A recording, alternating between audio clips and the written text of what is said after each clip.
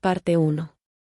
Voy a empezar por la escena que todavía me da risa cuando la recuerdo, aunque en su momento fue como tragar vidrio. Yo parada en un restaurante elegante de Barcelona, con un vestido que no era para citas sino para ejecuciones, mirando a mi esposo, todavía legalmente mi esposo, sentado frente a una mujer que no era parte de ningún viaje de chicos. En mi bolso llevaba los papeles de separación. En mi celular, las pruebas. En la cabeza, 0 dudas. Y en la mano, una copa lista para hacer historia. Pero para entender por qué llegué hasta ahí, hay que retroceder un poco, porque las traiciones buenas, las que explotan bonito, no empiezan con engaños grandes. Empiezan con pequeñas flojeras, pequeñas mentiras, pequeñas grietas que uno decide no mirar porque da más miedo confirmar que sospechar. Yo estaba casada con un hombre que, durante años, fue funcional. No perfecto, no brillante, pero confiable. Trabajaba, cumplía, aportaba, tenía iniciativa. No era romántico de película, pero era compañero. Y para mí eso bastaba. Nunca fui de cuentos rosas, yo soy más de paz estable que de fuegos artificiales. Luego perdió su trabajo. Y ahí empezó la transformación más ridícula que he visto en un adulto con acceso a ducha y wifi. Al principio lo apoyé con todo. De verdad. No versión mártir, versión pareja. Cubrí gastos, ajusté presupuesto, tomé más carga laboral. Pensé que era una etapa. Un tropiezo. Algo que se corrige con tiempo y disciplina. Pero el tiempo pasó, y la disciplina no llegó. Se empezó a levantar tarde. Luego tardísimo. Después ya ni sabía si se había acostado. La casa empezó a oler a comida recalentada y excusas frescas. Prometía buscar trabajo, mañana, actualizar su currículum, esta semana, mandar solicitudes, hoy en la noche. Vivía en un calendario imaginario donde siempre era preproductivo. Yo llegaba cansada y lo encontraba en pijama a las 6 de la tarde, con platos sucios cerca y energía suficiente solo para explicar por qué todavía no era su momento de volver al mundo laboral. No gritaba. No peleaba.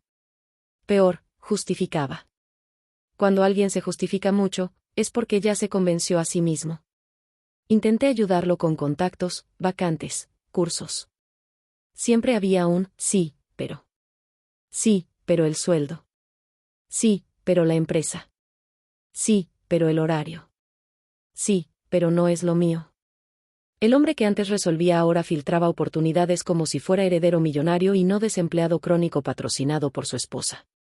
Aún así, no sospechaba infidelidad. Sospechaba mediocridad.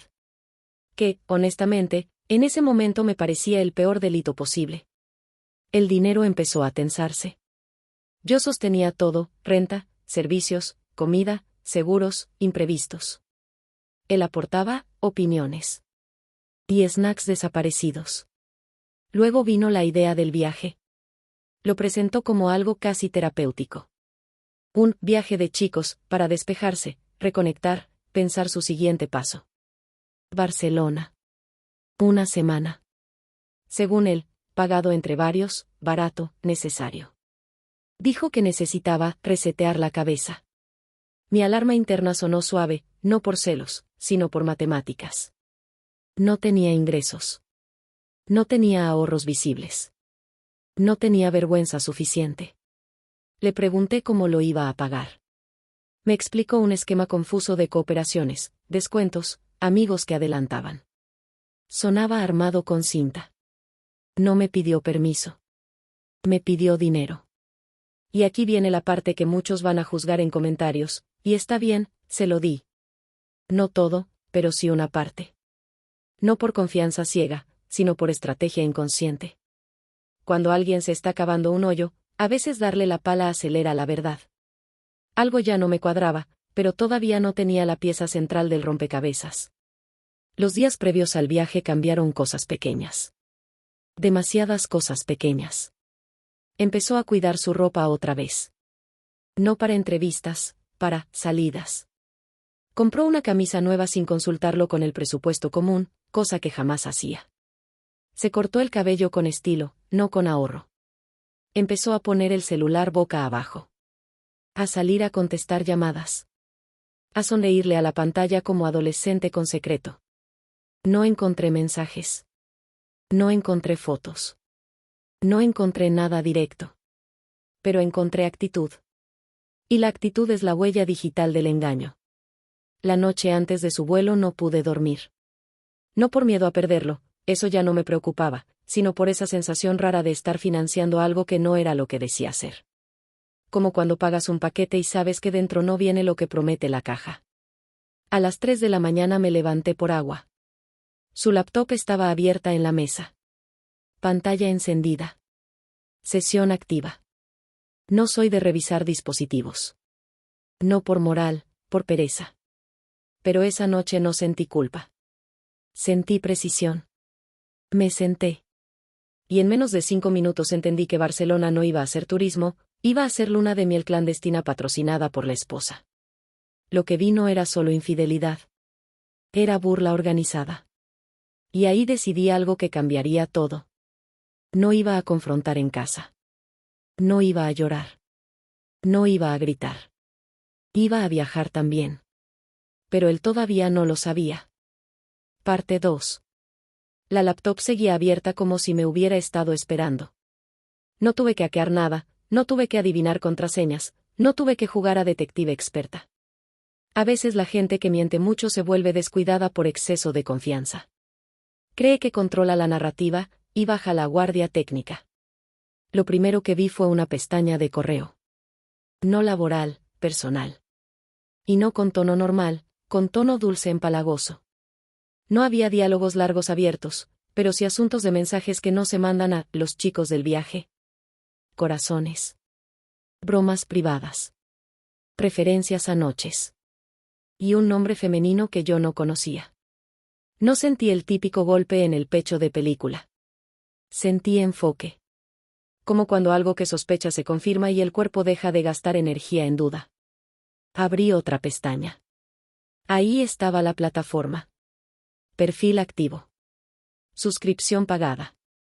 Conversaciones privadas con una creadora de contenido para adultos. No consumo casual, interacción directa, frecuente, pagada.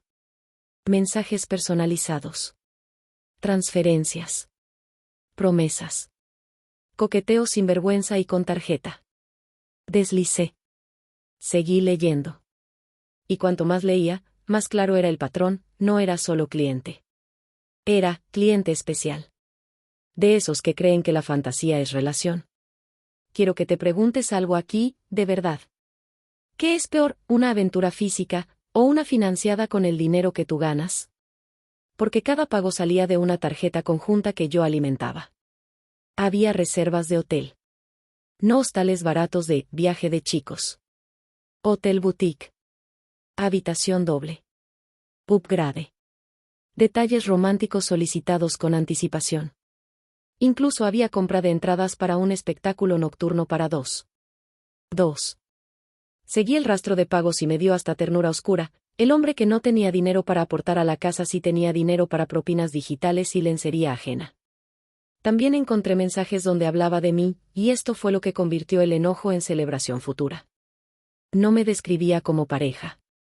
Me describía como patrocinadora involuntaria. Como etapa superada. Como obstáculo aburrido.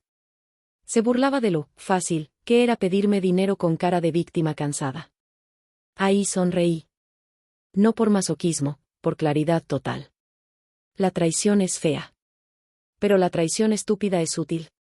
Tomé fotos de todo. Pantallas completas. Fechas. Transacciones. Mensajes. Reservas. Confirmaciones. No seleccioné, capturé todo. Cuando la verdad se documenta completa, no necesita interpretación dramática después.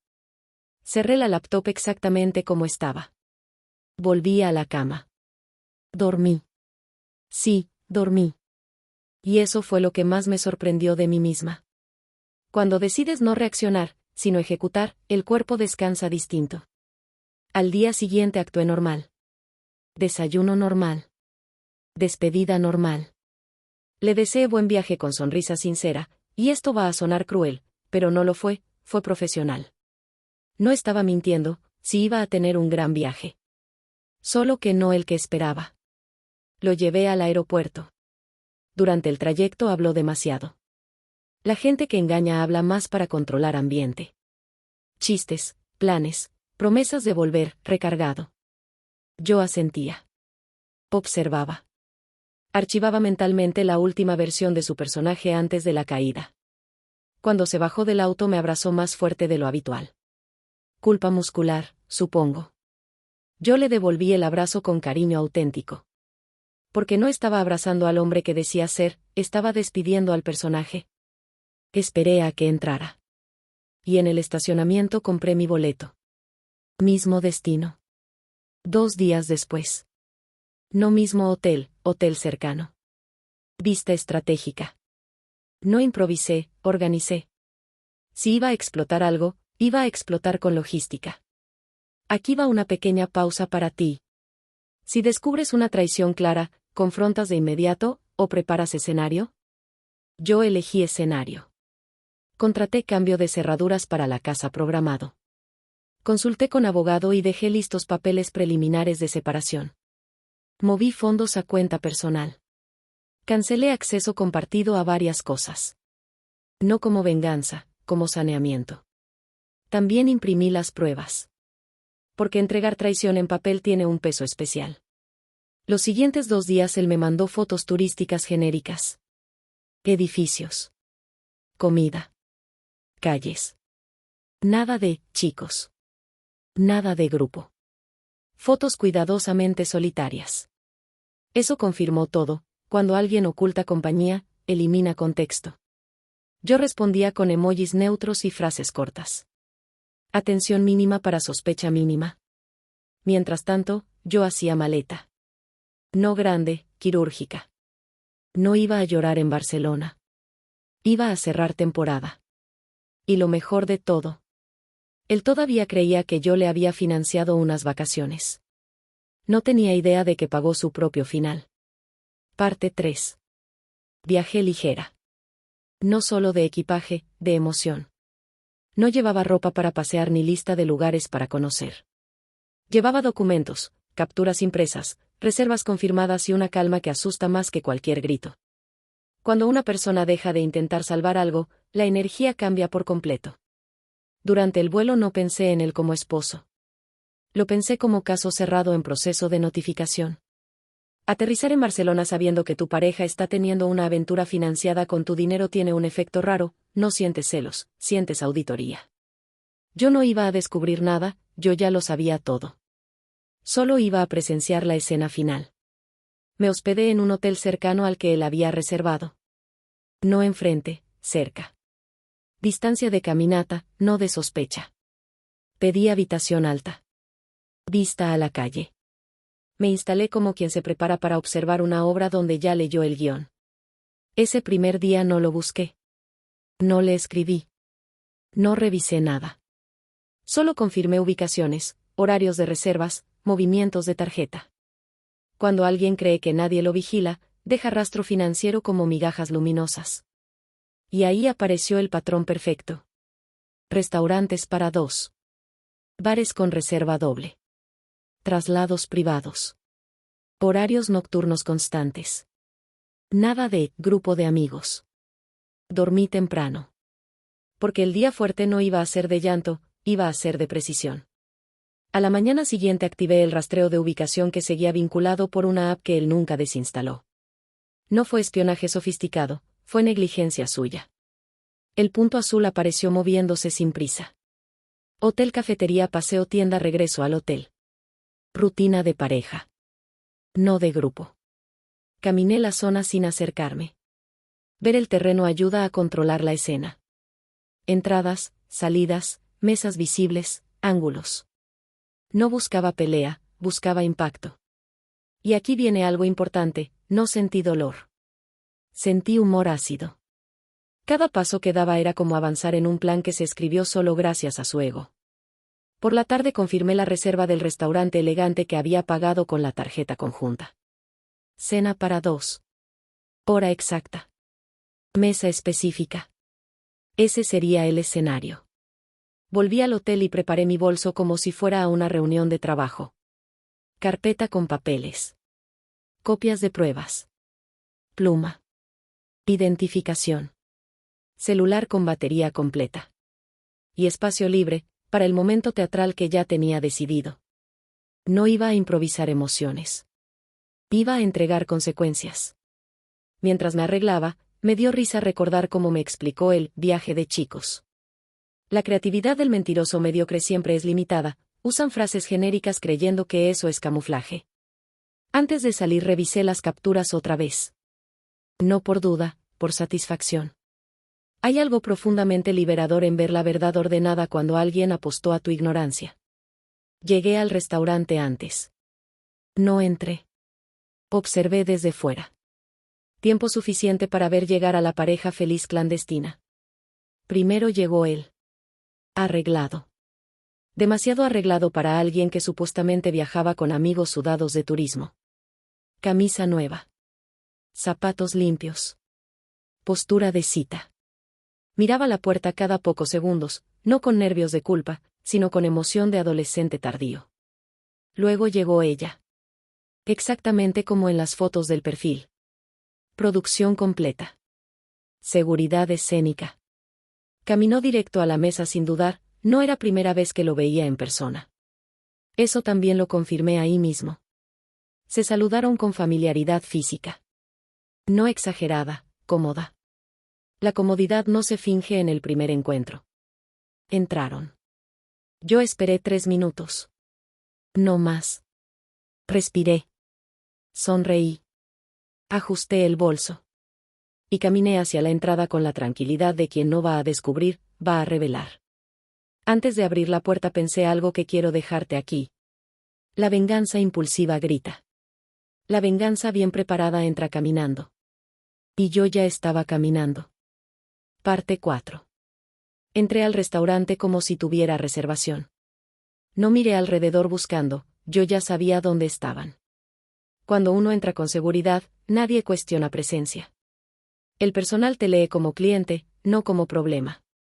Esa es una ventaja enorme cuando vas a detonar una escena con elegancia. El lugar era de esos donde todo es suave, luces cálidas, copas brillando, conversaciones bajas, gente fingiendo normalidad cara. Caminé entre mesas sin prisa, sosteniendo el bolso con una mano y la calma con la otra.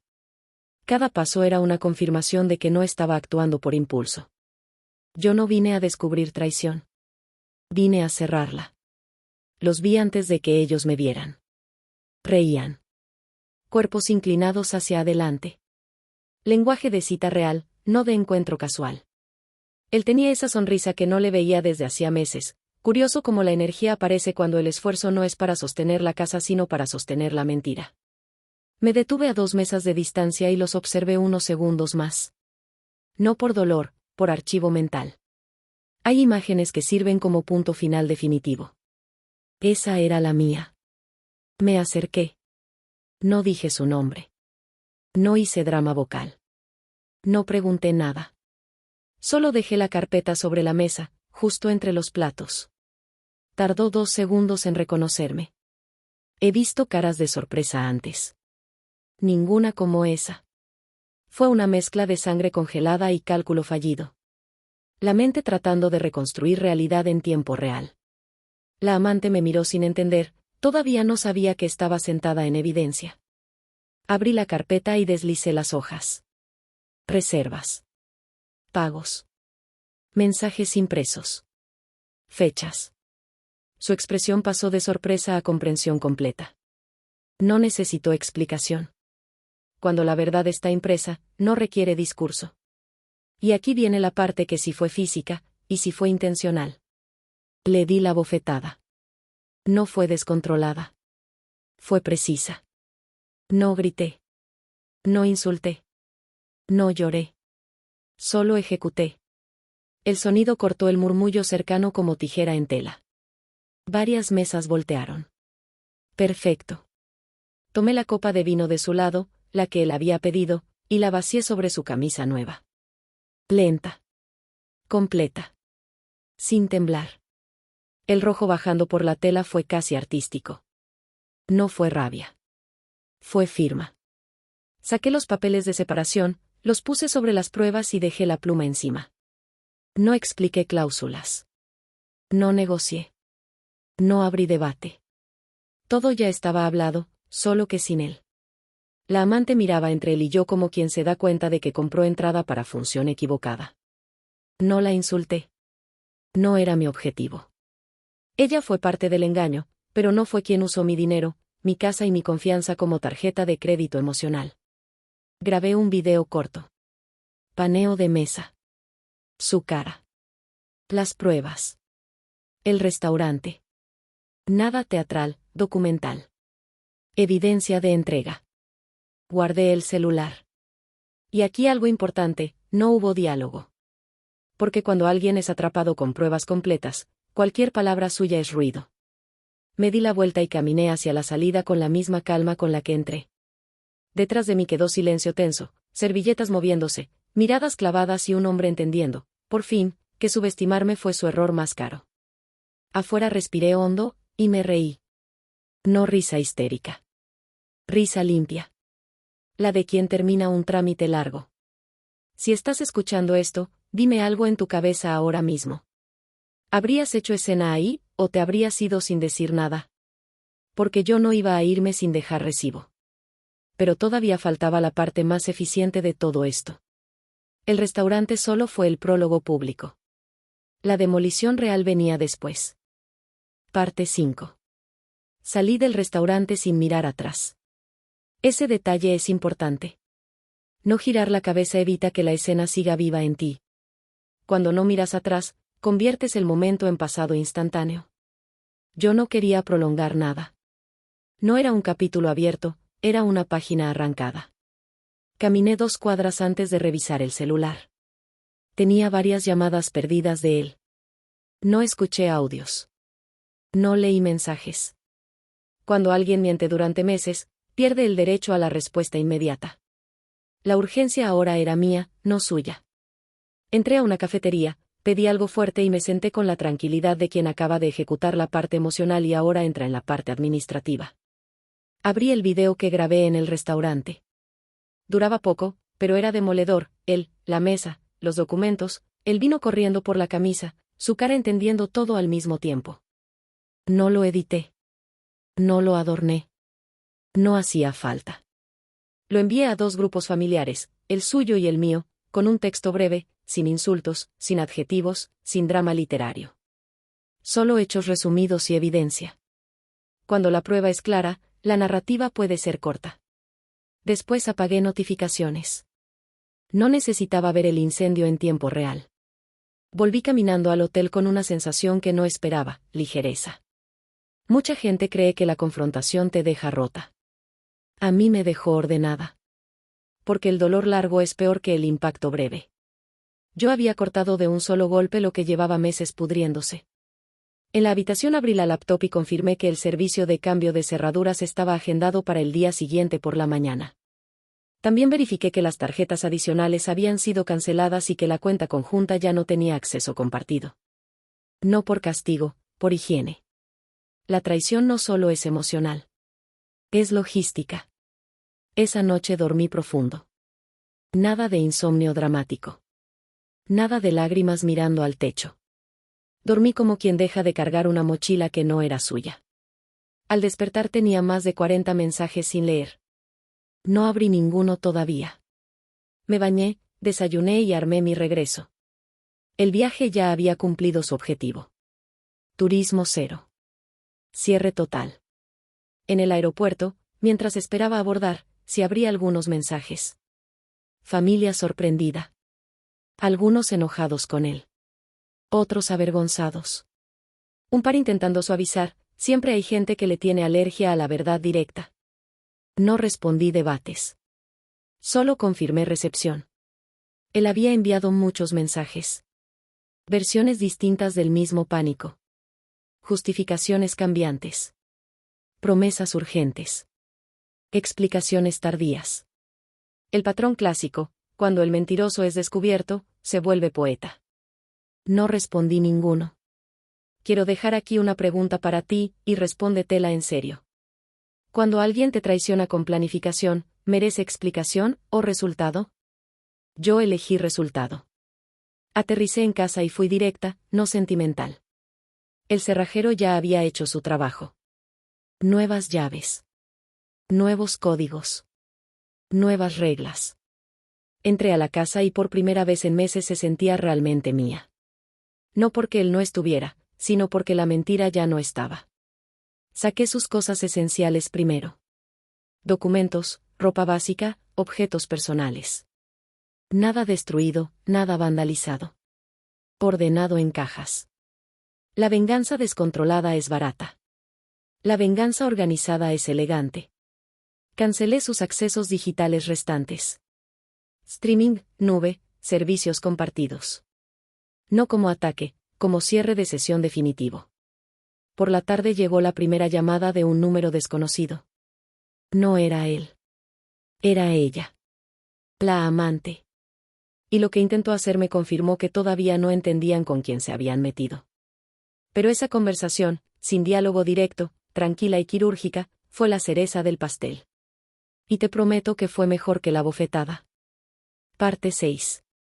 El número desconocido volvió a llamar 5 minutos después. Dejé que sonara completo otra vez. No por estrategia compleja, por control de ritmo. Cuando tú eliges cuándo responder, ya no estás reaccionando, estás dirigiendo. Contesté en el tercer intento. No hubo gritos del otro lado. Eso me sorprendió. La voz venía medida, casi cuidadosa. No sonaba como alguien enamorada, sonaba como alguien preocupada por su posición en el tablero. No usó insultos.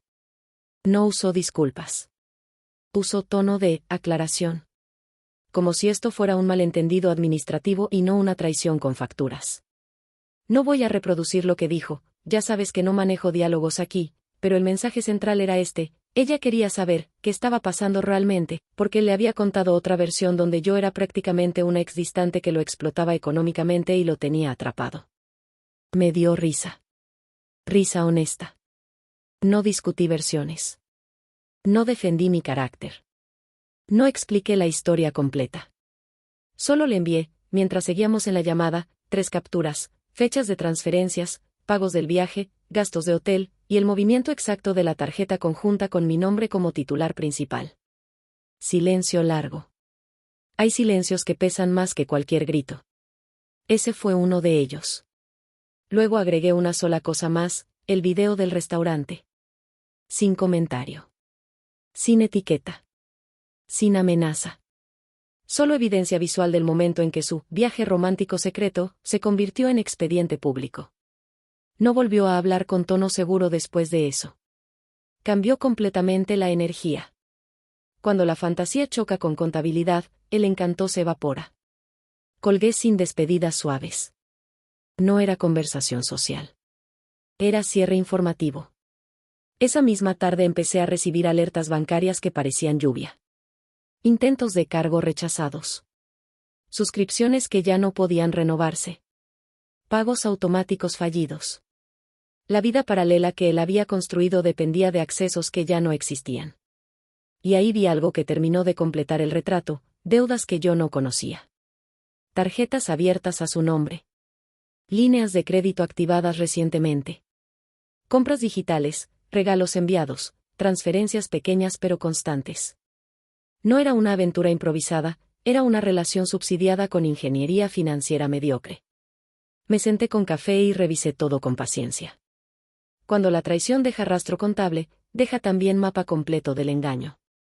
Fechas que coincidían con sus días difíciles. Gastos que aparecían cuando decía que estaba deprimido buscando trabajo. Pagos hechos minutos después de pedirme dinero para cosas básicas de la casa.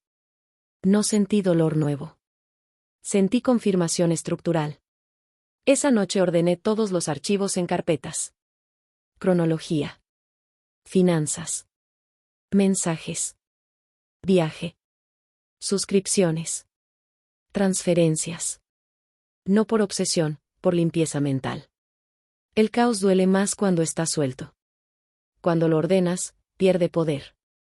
También avancé formalmente con el proceso legal. Documentos enviados. Solicitudes activadas. Notificaciones preparadas. No era amenaza, era procedimiento. Y el procedimiento no discute, avanza. Varias personas me preguntaron después cómo pude estar tan tranquila. La respuesta es simple: yo no me enteré de golpe. Yo llevaba meses viendo el deterioro, la flojera, la desconexión, la mentira suave. El restaurante no fue inicio, fue conclusión visible. Quiero dejarte otra pregunta aquí, respóndela de verdad. ¿Qué traición pesa más, la física, o la sostenida con tu propio esfuerzo y dinero? Porque cuando alguien usa tus recursos para faltarte el respeto, no rompe solo la confianza, rompe el acuerdo básico de equipo. Esa noche revisé la casa en silencio. Sin su ruido, sin su desorden, sin su energía de excusa permanente.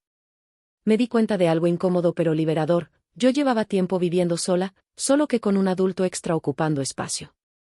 Y cuando aceptas eso, el miedo a terminar desaparece. Pero él todavía no había intentado volver físicamente. Y cuando lo hizo, entendió que la puerta que cerré no era simbólica. Era literal. Parte 7. Intentó volver 3 días después. No lo supe porque me avisó, lo supe porque el sistema de cámara del edificio me mandó notificación de movimiento en la entrada. Cuando abrí la app y vi su cara frente al portero automático con maleta y expresión de cansancio teatral, sentí algo que no esperaba: aburrimiento. No enojo. No tristeza. Aburrimiento puro. Como ver repetido un capítulo que ya terminó. Tocó varias veces. Esperó. Miró el celular. Volvió a tocar. El nuevo código no funcionó, obviamente, y eso lo descolocó más que cualquier mensaje que pudiera haberle enviado. Cuando una persona pierde acceso físico, entiende por fin que el problema es real. No bajé. No respondí. No negocié desde el interfón. La etapa de explicaciones había terminado en el restaurante, con carpeta y vino incluidos. El portero me llamó para confirmar si autorizaba el acceso. Dije que no. Sin discurso. Sin historia larga. Solo no. Lo vi en la cámara cambiar de postura, primero confundido, luego molesto, luego ansioso. Llamó por teléfono varias veces seguidas. Dejé que sonara. Mandó mensajes largos, los veía entrar en la pantalla bloqueada como bloques de texto desesperado. No abrí ninguno en ese momento. La urgencia ajena ya no dirigía mis tiempos. Se sentó en la maleta un rato. Esa imagen fue simbólica sin que él lo supiera. Un hombre que creyó tener doble vida, ahora esperando permiso para entrar a la original. Después de unos 20 minutos se fue. No con dignidad, con prisa. Esa misma tarde empezaron a caer las consecuencias sociales. Familiares suyos escribiéndome para decir que habían visto el video. Algunos enojados conmigo por hacerlo público. Siempre pasa, hay gente que odia más la exposición que la falta. Pero la mayoría estaba en shock con él, no conmigo. Un par de amigos suyos, de los reales, no los imaginarios del viaje de chicos, me contactaron para confirmar fechas. Porque él les había dicho que estaba viajando con otros. Ninguno estaba en Barcelona. La mentira colapsó en red, no solo en pareja. Y aquí entra algo que nadie menciona mucho: cuando un mentiroso cae, no cae solo. Arrastra reputación, relatos previos y versiones pasadas. Todo se vuelve sospechoso hacia atrás. Esa noche por fin abrí sus mensajes. Era como leer 5 personalidades distintas escribiendo desde el mismo número. Versión arrepentida. Versión víctima. Versión confundida. Versión romántica tardía. Versión enojada. El orden cambiaba cada pocos textos.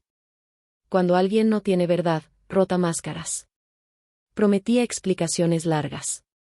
Decía que no era lo que parecía, aunque yo tenía facturas, reservas, registros y video. Afirmaba que la relación con ella no era real, lo cual me dio risa considerando el hotel, los regalos y las transferencias. También intentó la estrategia económica. Preguntó cómo pagar cosas si no podía entrar a la casa, si las tarjetas no funcionaban, si había bloqueado todo. Me sorprendió que todavía no entendiera que esa era exactamente la idea. La independencia financiera no solo te protege, te permite cerrar puertas sin pedir permiso. Mientras tanto seguí con el proceso formal. Entrega de notificaciones. Inventario de bienes. Respaldo de movimientos. Todo sin prisa, sin pausa.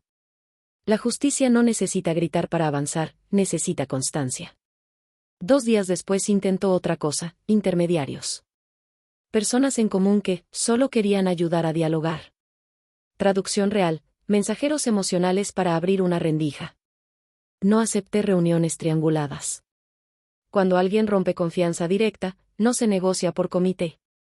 Quiero dejarte otra pregunta aquí, respóndela sin quedar bien. ¿Cuánta dignidad pierde alguien cuando necesita terceros para hablar con la persona que traicionó? Porque si no puedes mirar de frente a quien dañaste, no buscas diálogo, buscas escape. La casa empezó a sentirse diferente de verdad. No solo más silenciosa, más clara. Cambié disposición de muebles, limpié profundo, tiré cosas que ya representaban peso muerto. No era ritual dramático, era mantenimiento emocional. Algo curioso pasó también, mi energía subió. Dormía mejor. Me concentraba mejor. Rendía más en el trabajo. Como si hubiera liberado memoria RAM mental ocupada por un proceso inútil en segundo plano. Pero todavía faltaba el golpe que él no vio venir. Las deudas iban a dejar de ser invisibles, y no conmigo. Y cuando eso explotara, Barcelona le iba a parecer el problema más pequeño de su mes. Parte 8. La caída financiera no fue un momento dramático con música de fondo. Fue más bien como ver un edificio mal construido empezar a crujir por todos lados al mismo tiempo. Primero ruidos pequeños. Luego grietas visibles. Después, pedazos cayendo. Todo empezó con correos que comenzaron a llegar, no a él, a mí, porque durante años yo había sido el contacto secundario en varias solicitudes. Avisos de retraso. Intentos de cobro. Notificaciones de cuentas que entraban en fase incómoda. No eran montos gigantes individuales, pero juntos contaban una historia muy clara, llevaba meses viviendo por encima de su mentira. Tarjetas casi al límite. Créditos rápidos abiertos en silencio. Compras fraccionadas. Pagos mínimos repetidos. Y muchos cargos vinculados a la misma plataforma donde conoció a la amante. Regalos digitales, envíos, extras, desbloqueos de contenido. Romance financiado en cuotas. Lo que más me impresionó no fue la cantidad, fue la constancia. No fue un error impulsivo. Fue un hábito sostenido. Pedí estados completos y armé línea de tiempo paralela. Cuando decía estar deprimido, gasto alto. Cuando decía estar buscando trabajo, gasto alto. Cuando decía que no tenía para aportar, gasto alto. La coherencia del engaño era perfecta, con la cuenta equivocada.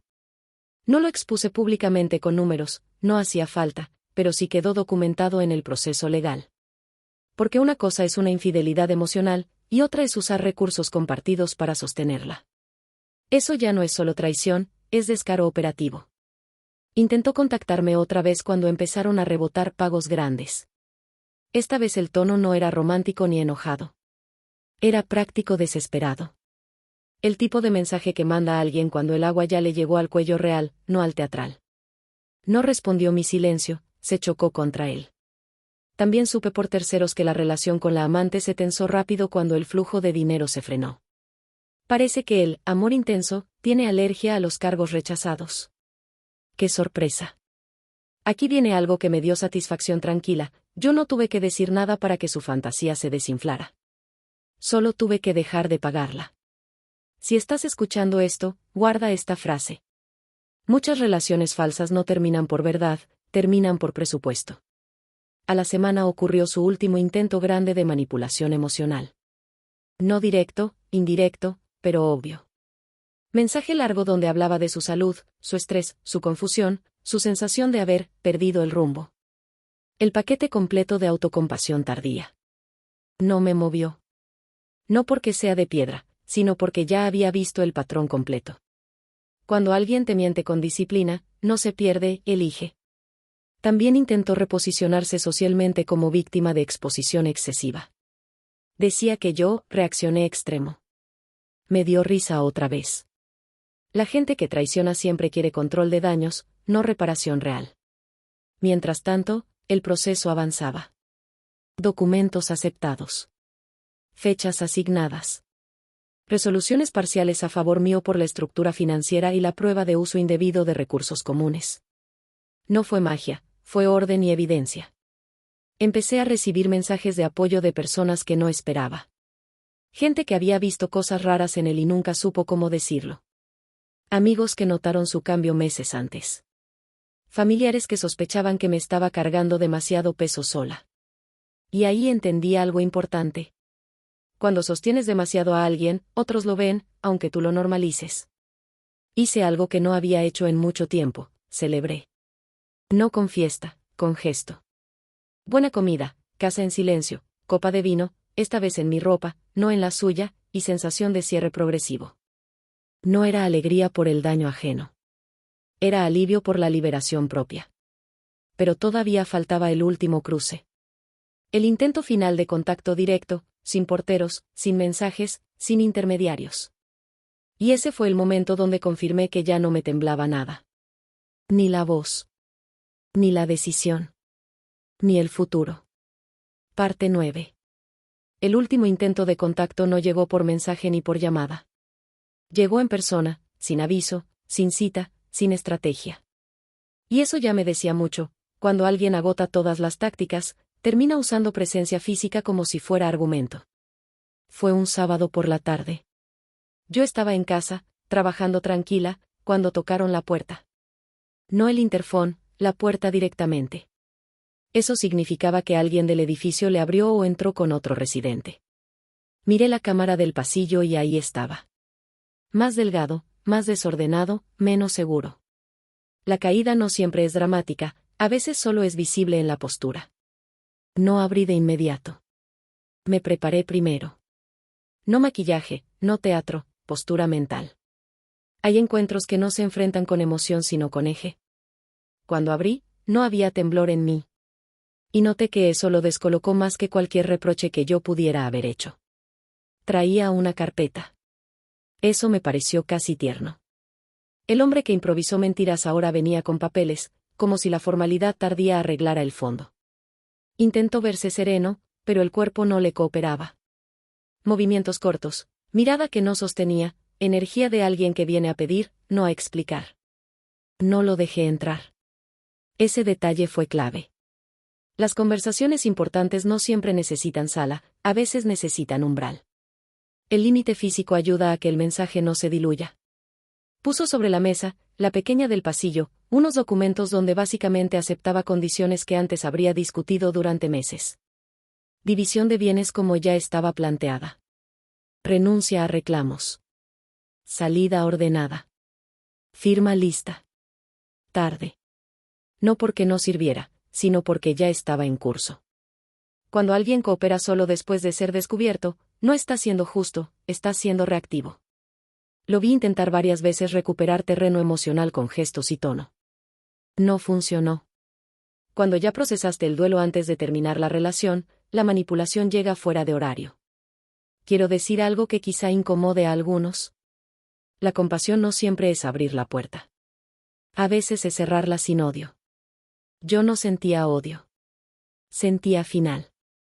Recogí la carpeta, confirmé que coincidía con lo ya presentado por vía formal y le dije, con calma total, que cualquier cosa adicional debía seguir el canal legal establecido. Sin ataques. Sin ironía. Sin superioridad. Solo estructura. Eso terminó de derrumbar su intento de conversación humana reparadora. Porque la reparación verdadera empieza antes de ser descubierto, no después. Se fue distinto a la vez anterior. No apresurado, vacío. Como alguien que por fin entendió que no estaba negociando regreso sino condiciones de salida. Después de cerrar la puerta me senté y respiré largo. No por estrés, por conclusión. Hay momentos donde el cuerpo reconoce cierre antes que la mente. Esa noche revisé todo el proceso desde el inicio. La pérdida de su trabajo. La caída de su disciplina. Las excusas. El viaje. Las pruebas. Barcelona. El restaurante. Las deudas. La exposición. El intento de regreso. Todo encajaba como una cadena lógica, no como tragedia sorpresa. Y eso cambió mi forma de verlo. No fue un desastre que me cayó encima, fue una verdad que se reveló completa. Te dejo otra pregunta aquí, y respóndela sin quedar bien. ¿Preferirías una mentira cómoda larga, o una verdad brutal corta? Yo ya sabía mi respuesta. Solo faltaba la resolución final. La firma definitiva. El momento donde deja de ser historia activa y se convierte en antecedente. Y curiosamente, ese final no fue explosivo. Fue limpio.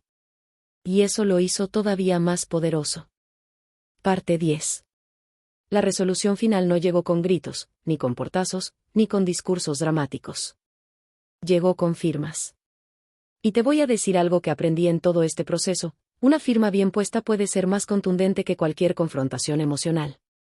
El trámite avanzó más rápido de lo que muchos creen posible. Cuando tienes pruebas claras, orden financiero y cronología documentada, las cosas no se traban tanto. No fue magia, fue preparación. Cada captura que guardé aquella madrugada, cada movimiento que separé, cada acceso que cerré, cada documento que imprimí, todo eso aceleró el cierre. La casa quedó para mí. Legalmente. Completa. Sin zonas grises. Sin "luego vemos". Eso fue importante no por lo material, sino por lo simbólico. Yo la sostuve cuando él la abandonó en cámara lenta. Solo se formalizó lo que ya era real. Las deudas quedaron de su lado. También correctamente asignadas. Cuando se revisó el origen de gastos y fechas, quedó claro quién financió qué y para quién. La fantasía romántica terminó convertida en tabla de cargos. Nunca volví a verlo en persona después de aquella última visita en la puerta. Hubo comunicaciones formales, sí. Frías. Breves. Técnicas.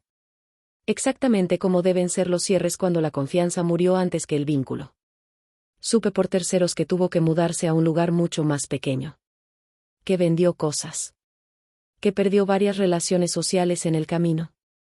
No porque yo hiciera campaña, sino porque la verdad, cuando es verificable, camina sola. Y aquí viene algo que quizá no esperas. No me dio placer verlo caer. Me dio placer dejar de cargarlo. Son cosas distintas. Durante meses yo había sido soporte, excusa, colchón, financiamiento y justificación. Cuando eso desapareció, su estructura falsa no aguantó su propio peso. No fue mi venganza lo que lo tiró, fue su dependencia. La amante, dato final, desapareció del mapa tan rápido como apareció. Cuando el dinero dejó de fluir y el escándalo dejó de ser privado, la conexión intensa se evaporó. Cero sorpresa. Algunas relaciones viven del secreto. Sin secreto, no respiran. Yo, en cambio, empecé a reconstruir rutinas nuevas casi de inmediato. Cambié horarios. Cambié espacios. Cambié incluso pequeños hábitos domésticos. No por terapia, por gusto. Hay libertad en rediseñar tu propio entorno sin negociar con la pereza ajena. Volví a viajar, esta vez de verdad. Volví a dormir profundo. Volví a gastar dinero sin sentir que tapaba huecos de otro adulto. La paz no llegó como euforia, llegó como silencio estable. Y para mí eso vale oro. Si llegaste hasta aquí escuchando mi historia, te dejo esto, no como moraleja bonita, sino como verdad práctica. No ignores el patrón por evitar el conflicto. No financies la comodidad de quien no te respeta. No discutas con pruebas, preséntalas. Y cuando cierres, cierra completo. Te pregunto algo, y respóndelo en comentarios si esta historia fuera tuya. ¿Habrías confrontado en secreto, o también habrías elegido escenario público? Yo no me arrepiento de nada. Ni de la carpeta. Ni del vino. Ni del viaje. Ni del final. Porque no perdí un esposo. Me liberé de una carga con pasaporte.